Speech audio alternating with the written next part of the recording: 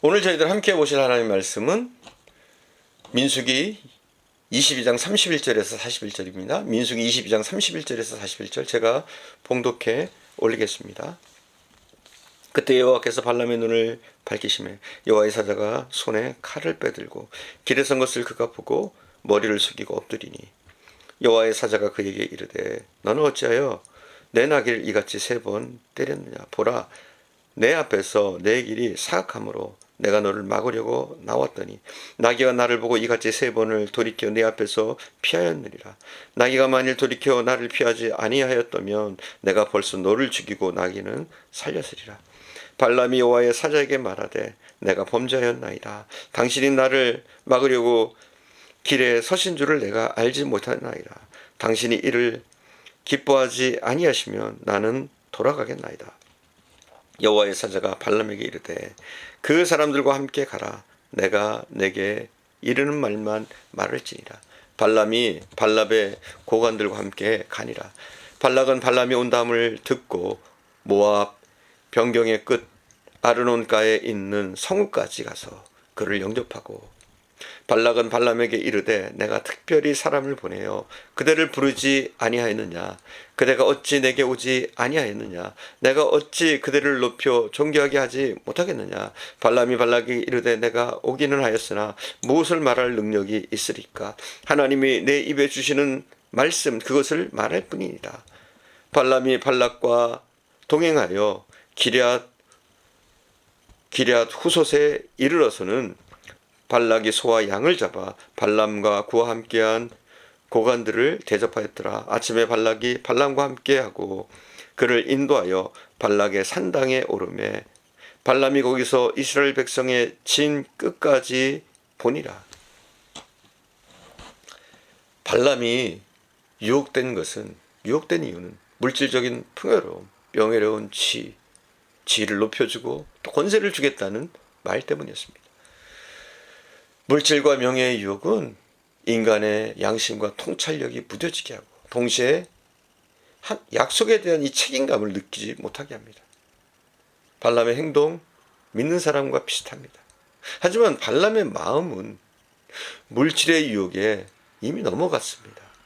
비록 발람이 지적으로는 하나님을 알고 외형적인 경건의 옷을 입고 있었지만 발람의 내심은 탐욕으로 가득 차 있었습니다. 그는 실로 이중적인 사람이었습니다. 하나님은 이것을 너무나 잘 알고 계십니다. 그의 속마음을 알고 계셔요. 31절을 봉독하겠습니다. 그때 여호와께서 발람의 눈을 밝히시매 여호와의 사자가 손에 칼을 빼들고 길에 선 것을 그가 보고 머리를 숙이고 엎드리니라. 하나님께서 발람의 눈을 밝히셨습니다. 나귀의 입을 여셨던 하나님께서 발람의 눈을 밝히셨습니다. 이로 인해서 영의 눈이 열린 발람은 영적인 눈의 비늘이 벗겨지고 일반적으로는 볼 수 없는 특별한 것을, 즉 나귀가 보았던 여호와의 사자가 손에 칼을 들고 서 있는 그 장면을 볼 수 있게 되었습니다. 하나님의 계시를 볼 수 있는 눈을 가졌다고 자부하던 발람은 이성 없는 짐승도 볼 수 있었던 여호와의 사자의 모습을 볼 수가 없었습니다. 그는 여호와의 사자의 두려운 모습 앞에서 머리를 숙이고 엎드리지 않을 수가 없었습니다. 인간은 죄로 타락한 이후 하나님의 능력을 통해서만 영안이 열리고 신령한 현상을 분별할 수 있게 되었습니다. 유혹에 미혹되어 마음을 빼앗겨버린 사람은 절대로 영적인 세계를 보거나 깨달을 수 없습니다. 한편 여호와 하나님의 직접적인 간섭으로 말미암아 발람이 여호와의 사자를 알아보았다는 사실은 발람과 함께한 동행인들은 여호와의 사자를 보지 못했다는 것을 시사하고 있는 겁니다. 자, 발람은 봤어요, 사자를. 그러나 동행인들은 여호와의 사자를 보지 못했습니다. 마치 이것은요, 후일 다메섹 도상에서 바울이 예수님을 만났을 때 바울은 분명히 빛을 보고 또 빛 가운데서 예수가 말씀하신 것을 들었어요. 그러나 바울 외의 사람들은 빛만 보고 예수님의 형상이나 그 목소리는 듣지 못했습니다. 소리가 들렸죠. 그런데 그게 무슨 말을 하는지 무슨 소리인지는 정확히 알지 못했습니다. 재물의 유혹이 빠진 발람은 이것을 회개의 기회로 삼아서 하나님의 인도하심을 발견하는 그 자리로 나가지 못했습니다. 그러므로 영적으로 깨어있는 참된 신앙인은 오직 하나님을 갈망하고 그의 뜻을 따라가는 삶을 살아가야 합니다. 여러분, 우리가 깨닫는 지혜도 필요한 거예요. 잘못했으면 깨닫는 지혜, 우리가 실수했으면 깨닫는 지혜, 이게 필요한 거예요. 누구나 잘못할 수 있습니다. 발람도 우리도 실수하고 잘못하고 잘못 살 수 있습니다. 그러나 돌이키는 것, 이거야말로 은혜고 가장 현명한 선택인 줄 믿습니다. 자, 32절에서 33절입니다. 제가 봉독하겠습니다.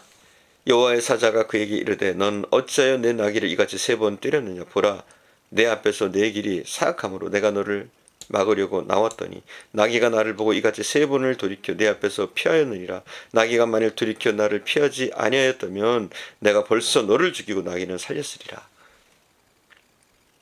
내 길이 사악함으로 내가 너를 막으려고 해서, 사악함으로, 이 말은 키야라트란 말인데 심히 왜곡되므로 거꾸로 함으로라는 그런 뜻입니다. 발람의 이번 여행이 하나님의 뜻에 정반대됨을 확실하게 보여주는 말입니다. 그래서 하나님은 발람의 불순종의 길을 차단하시면서 경고하시는 겁니다. 또한 여호와의 사자는 발람이 가는 길에 섬으로써 그의 앞에 도사리고 있는 멸망에서 그를 구하고자 한 겁니다, 사실은. 그러나 발람의 나귀는 그 사자를 보았어도 당대 유명한 복술가였던 발람은 사자를 보지 못했습니다. 발람의 목숨을 구한 것은 자기 자신이 아니라 바로 나귀였습니다.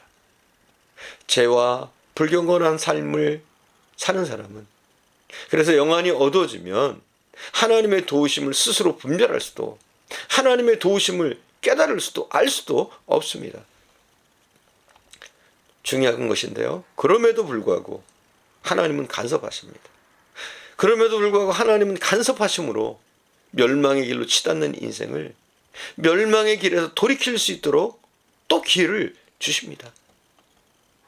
34절 봉독하겠습니다.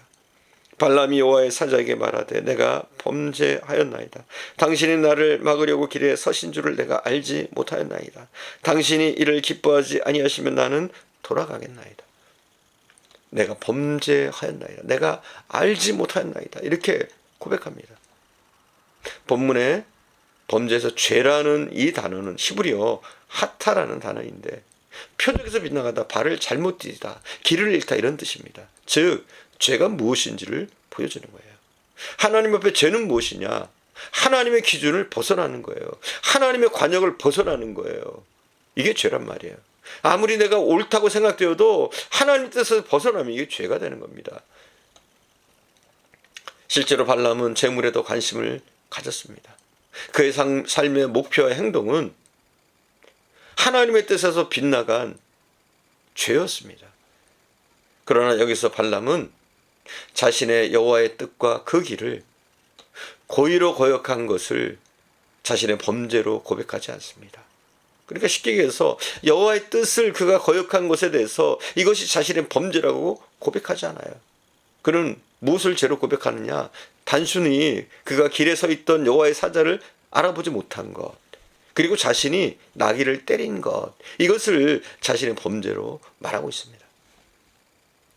발람은 이 근본적으로 하나님의 뜻을 따르지 않고 거역하는 자신의 탐심과 불신앙이 하나님의 진노를 불러일으켰음을 아직도 깨닫지 못하고 표면적이고 지엽적인 행동만을 문제 삼아 자신의 과오를 고백하고 있는 겁니다. 쉽게 얘기해서 잘못 회개하고 있는 거죠. 무엇이 범죄인지 제대로 분별도 못하고 잘못 고백하고 있는 거죠. 그러면서 뭐라고 그럽니까? 당신이 이를 기뻐하지 아니하시면 나는 돌아가겠나요? 예, 돌아가는 거 좋습니다. 그러나 여러분, 회개도 바로 해야 돼요. 내 죄가 무엇인지 분명히 깨닫고 우리는 회개해야 됩니다. 이 말은 발람이 자기의 잘못이 무엇인지 바로 알고 회개하는 말이 아니라 아직도 그는 온 마음으로 하나님의 뜻을 거역한 자신의 죄의 실체를, 그 죄의 실체를 알지 못하고 단지 여호와의 사자가 가로막고 있어서 앞으로 더 갈 수 없었던 그 상황이 되자 목숨의 위협을 느낀 나머지 당신이 기뻐하시지 아니하시면 돌아가겠나이다, 어쩔 수 없이 말하고 있는 겁니다. 나귀의 모욕과 여호와의 사자의 위협 앞에 진퇴양난의 위기에서 벗어나려는 임기응변에 불과했던 겁니다. 그런 하나님이 주시는 새로운 기회에도 불구하고 여전히 탐욕의 노예에서 벗어나지 못하고 있습니다. 하나님이 기회 주셨어요. 그러나 여전히 탐욕 가운데 그는 서 있습니다. 여러분, 진정한 회개는 마음에서부터 돌이키는 거예요. 우리가 정말 하나님 앞에 무엇을 범죄했는지 우리가 깨닫고 기도하고 또 마음에서부터 돌이키는 거예요. 그리고 하나님은 그 중심을 보시고 살피시고 아십니다. 36절에서 38절을 제가 봉독하겠습니다. 발락은 발람이 온다함을 듣고 모압 변경 끝 아르논가에 있는 성까지 가서 그를 영접하고, 발락은 발람에게 이르되 내가 특별히 사람을 보내어 그대를 부리지 아니하였느냐, 그대가 어찌 내게 오지 아니하였느냐, 내가 어찌 그대를 높여 존귀하게 하지 못하겠느냐. 발람이 발락에게 이르되 내가 오기는 하였으나 무엇을 말할 능력이 있으리까. 하나님이 내 입에 주시는 말씀 그것을 말할 뿐이니이다. 발락은 발람이 온다는 소식을 듣자 너무 기뻤어요. 그래서 모압 변경의 끝자락 아르논가에 있는 한 성읍 아레오폴리스까지 그를 영접하러 나갔습니다. 이처럼 한 나라의 왕이 이 발락이 말이에요, 발람을 맞으려고 자신의 영토의 끝지역까지 나간 것은 이 발락이 발람에게 지나칠 정도로 환대를 했다는 겁니다. 이러한 호의, 특별한 대우는 발락이 얼마나 다급했는지, 이스라엘 백성들을 얼마나 두려워했는지 잘 보여줍니다.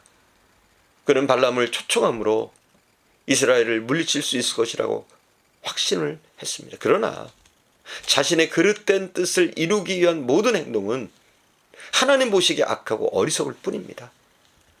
발람은 얼마 전에 나귀 사건을 통해서 하나님으로부터 받은 경고를 기억하면서 내가 오기는 했지만 무엇을 말할 능력이 있으리까? 하나님이 내 입에 주시는 그 말씀 그것을 말할 뿐이다 말하고 있지만 하나님의 뜻에 전적으로 순종하겠다는 경외심으로해서 이게 나온 말이 아닙니다. 사실 발람은 처음 그를 찾아온 사자들에게 이스라엘은 하나님의 복을 받을 백성이라는 여호와의 하나님의 분명한 뜻을 말하지 않았습니다. 그랬던 것처럼 모압 발락 앞에서도 그 사실을 말하지 않았습니다. 그냥 두리뭉실하게 말하는 거죠. 우리는 발락 같은 사람이 되지 맙시다. 또 발람 같은 사람도 되지 맙시다. 우리가 하나님을 바로 알아야 돼요. 바로 알고 바로 믿어야 됩니다. 형식적이 아니라 온 마음과 뜻을 다해 알아야 되고, 우리가 잘못했다면, 하나님의 뜻에 어긋났다면 빨리 돌이키는 것, 이것이 가장 현명하고 지혜로운 길인 줄 믿습니다. 기도하겠습니다. 사랑하는 주님, 우리의 삶에서 절대로 하나님을 이용하거나 내가 나의 삶의 중심에 서는 일이 없도록 하나님 지켜주시기를 간절히 원합니다. 그 당시 영적인 사람이라고 하는 발람도 눈이 어두워 정욕에 끌려서 하나님의 뜻을 어기고 오히려 하나님이 기뻐하시지 않는 것을 택하며 나갔던 것을 우리가 보았습니다. 사랑하는 주님, 저희들 비록 연약하지만 분명히 하나님의 뜻을 분별할 수 있는 지혜를 주시고, 우리가 하나님의 뜻인 것을 알았으면 그것을 행할 수 있는 지혜를 주시옵소서.